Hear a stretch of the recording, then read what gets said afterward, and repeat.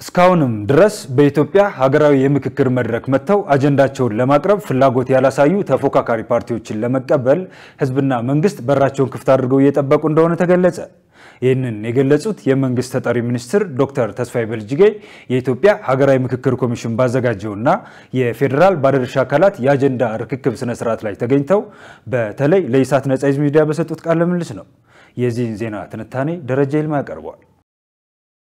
የመንግስት ተጠሪ ሚኒስትር ዶክተር ተስፋዬ በልጅጌ እንደተናገሩት በኢትዮጵያ ታሪክ የመጀመሪያ የሆነው የምክክር ኮሚሽንም ሆነ ሀገራዊ ምክክሩ ያስፈልገበት ምክንያት እጅግ መሰረታዊ በሚባሉ ሀገራዊ ጉዳዮች ላይ መግባባት ለመፍጠር ነው። ሀገራዊ ምክክር ኮሚሽኑ እየተወያየባቸው ያሉ ጉዳዮች ከአንድ ትውልድ ከአንድ መንግስትና ከአንድ ፓርቲ በላይ ከመሆን ባሻገር በጥልቅ ባህሪያቸው የመንግስት የህዝብና የሀገር ጉዳዮች ናቸው ብለዋል። ይሁን እንጂ በሀገራዊ ምክክሩ ለመሳተፍ ፍላጎት ያላሳዩ ጥቂት ተፎካካሪ የፖለቲካ ፓርቲዎች አነሰም በዛ የሚከተሏቸውን አባላት የተሳትፎ ዕድል ከመዝጋት ይልቅ አለን የሚሉትን ሐሳብ ይዘው ወደ መድረኩ ቢመጡ ህዝብና መንግስት እጃቸውን ዘርግተው ለመቀበል መቼም ቢሆን ዝግጁ ናቸው ነው ያሉት።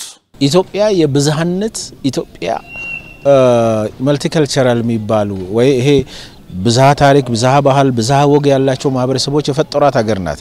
እንዴት ብዝሃነትና ሀገራዊ አንድነትን አንድ ላይ ይዘን እንሄድ የሚለው ጉዳይ ላይ መግባባት ለሁሉም ኢትዮጵያዊ ነው የሚጠቅመው። ከዚህ አኳያ የመንግስት አቋም ግልጽ ነው። ባለፉት 50 ዓመታት ኢትዮጵያን ሲያሰቃዩ የነበሩ የፖለቲካ ጽንፈኝነት በሐሳብ ምክንያት በፖለቲካ ሐሳብ ምክንያት መገዳደል እርስ በርስ መጨፋጨፍ ንብረት ማውደም ጉዳይ አብቅቶ በሰላማዊ መንገድ ፖለቲካችንን እናካሂዳለን የሚል ነው። ለዚህ ሁሉም ፖለቲካ ፓርቲዎች ተጋብዘዋል። ፖለቲካ ፓርቲዎች ምናልባትም በፖለቲካ ፓርቲዎች አሁን በዚህ መድረክ ላይ የፖለቲካ ፓርቲዎች የጋራ ምክር ቤት ሰብሳቢውም አሉበት። ባለፈው መድረክ ላይ እንዳያችሁት አጀንዳዎቻቸውንም አቅርቧል። ውስን ፓርቲዎች ደግሞ እንደማፈንገጥ ብሏል እና እነዚህ ኃይሎች ዛሬም ድረስ መንግስት የኢትዮጵያ ህዝብ በሩን ክፍት አድርጎ እየጠበቃቸው ነው። እንዲያም ሆኖ ብዝሃ ህዝብ ባዋቀራት ኢትዮጵያ ላይ ዜጎች ስለገዛ ሀገራቸው ለመምከር የግድ የአንድ ፖለቲካ ፓርቲ አባል መሆን አይጠበቅባቸውም። የኢትዮጵያ ጉዳዮች ናቸው። ለምሳሌ ህገ መንግስታችን ላይ መግባባት የለንም። አሜሪካውያን 1787 ላይ ነው ህገ መንግስት የቀረጹት። አሜሪካውያን 200 ምናምን አመታት ህገ መንግስታቸውን ከ17 ጊዜ በላይ ያሻሽሏል፣ ግን ዋናውን ተቀብሏል። ስለዚህ ህገ መንግስት ላይ ለመግባባት የሆነ ፓርቲ አባል መሆን አያስፈልግም። የአንድ ሀገር ዜጎች ከሆነ በቂ ነው። ህገ መንግስት የጋራ እውነት የጋራ ታሪክ የወል እውነት ነው መሆን ያለበት። ባንዲራ ላይ አንግባባም። ባንዲራ ላይ ለማን ይግባባበትን ጉዳይ ቁጭ ብለን ለመነጋገር የትኛውን ፖለቲካ ፓርቲ አባል መሆን አያግደንም። ኢትዮጵያዊ መሆናችን በቂ ነው። በዚሁ ሀገራዊ መድረክ ላይ ያገኘናቸው የሶማሌ ክልል ፕሬዝዳንት ሙስጠፌ ሙሐመድ ዑመር በበኩላቸው የዚህ ምክክር ሂደት በስኬት ሲጠናቀቅ ለሀገራችን በጎ የታሪክ እጥፋት ሆኖ እንደሚመዘገብ እምነት አለኝ ብለዋል። ረጅም ጊዜ የቆዩ ግጭቶች አሉ። የፖለቲካ አለመግባባቶች አሉ። እነዚህ ከአገሪቷ ምስረታ ጊዜ ጀምሮ ይህን የመሰለ ሀገራዊ መግባባት መድረክ ባለመዘጋጀቱ ተሻግሮ የመጡ ናቸው።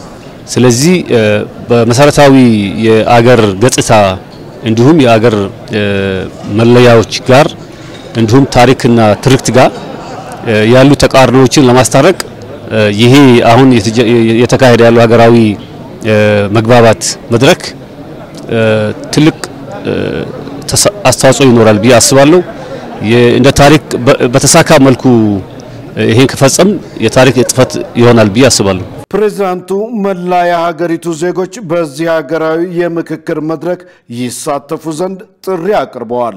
ማስተላለፍ የምፈልገው እዚህ እንግዲህ አብዛኛው ኢትዮጵያዊ ከተለያዩ የሙያና ከተለያዩ የህብረተሰብ ክፍሎች ተሰባስበዋል።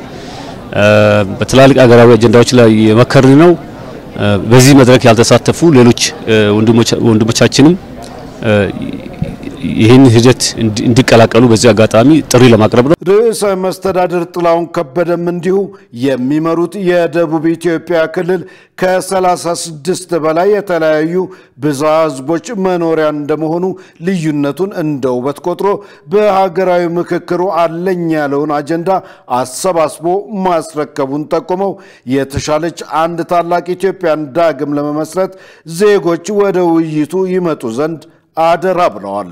የያዝናቸው የግል ሐሳቦችን ወደ መድረክ ወደ ጠረጴዛ በማምጣት ተመካክረን ተነጋግረን በተነጋገርናቸው ጉዳዮች በሚያግባቡን ጉዳዮች ተግባቦት ተፈጥሮ የማያግባቡ ጉዳዮች ካሉ ደግሞ የማያግባቡ በራሳችን ልክ ስለሆኑ የማያግባቡትን አቆይተን በጊዜው ደግሞ በወንድማማችነት አንድ ሆነን ኢትዮጵያን በተለይ ደግሞ አሁናዊ የልጆቻችን ፍላጎት ማርካት የሚችል ነገ ጠንካራ ሀገር እንድትሆን የአባቶቻችን አደራ ተቀብለን በስምምነት መሄድ ያስፈልገናል፣ ተግባቦት ያስፈልገናልና ለዚህ ሁሉ የኔ ብቻ ይሁን የሚለውን ትተን በጋራ ሐሳብ በዚህ ውይይት ሐሳቡን በማቅረብ በመነጋገር አስተዋጽኦ እንዲያበረክት አደራ ለማለት ፈልጋለሁ።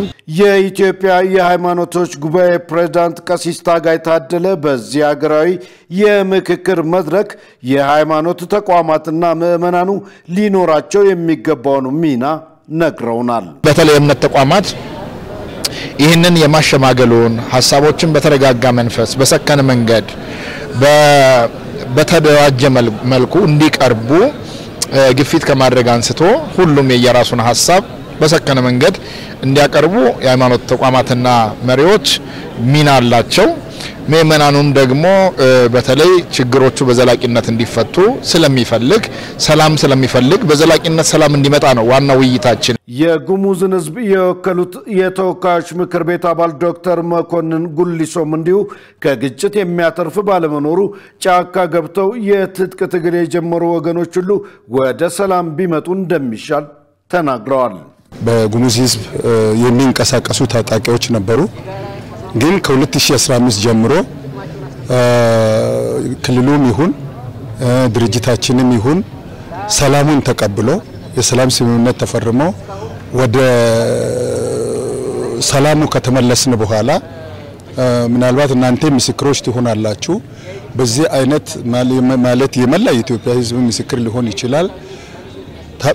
በትጥቅ ወደ ጫካ ከገቡት ታጣቂዎች በሙሉ ማለት በአገሪቱ ውስጥ በቅድሚያ ሰላም ስምምነቱን ተቀብሎ ወደ ሰላም የመጣው የጎይደን ታጣቂዎች ናቸው። ከዛ በኋላም ደግሞ እኔ እስከማውቀው ድረስ የጎላ ችግር ከዛ በኋላ ከዚህ ከጎይደን ታጣቂ ጋር ተነስቶ የተነሳ ችግር የሰማነው ነገር የለም። ከዛ በኋላ ነው ሌሎች ታጣቂዎች ወደ ሰላም አንድ በአንድ የመጡት ማለት ነው። ይህን ስንል ግን በክልላችንም ይሁን ጥቂት የሆኑ ጫካ ውስጥ ማለት በአብዛኛው ወደ እንትን ሲመጣ ትንሽ ተቆራርጠው የቀሩ ነበሩ። ስለዚህ እነዚህም አሁን በተከታታይ ባደረግናቸው በሽማግሌዎችም ይሁን መንግስትም ባደረገው ድጋፍም ይሁን ባደረግነው የሰላም ጥረት አብዛኛዎቹም መልሰናል አሁንም። ስለዚህ ጫካ ውስጥ አሉ ብለን በቃ ሲግኒፊካንት የሆነ ያለ አይመስለኝም። እኔ አሁን በክልሉ ላይም አሁን በቅርቡ ባደረግነው ጥናት ያረጋገጥነው ይሄን ነው። ስለዚህ እኛ ጋር እንትን የሚያሰጋ ነገር አለ ብዬ አልገምትም። በፌደራል ባለድርሻ አካላት የአጀንዳ ርክክብ ማጠቃለያ ላይ ጋዜጣዊ መግለጫ የሰጡት የኢትዮጵያ ሀገራዊ ምክክር ኮሚሽን ዋና ኮሚሽነር ፕሮፌሰር መስፍን አርአያ ሂደቱ ስኬታማ እንደነበር የገለጹ ሲሆን መድረኩ በሃይማኖት አባቶች ምርቃን ተጠናቋል።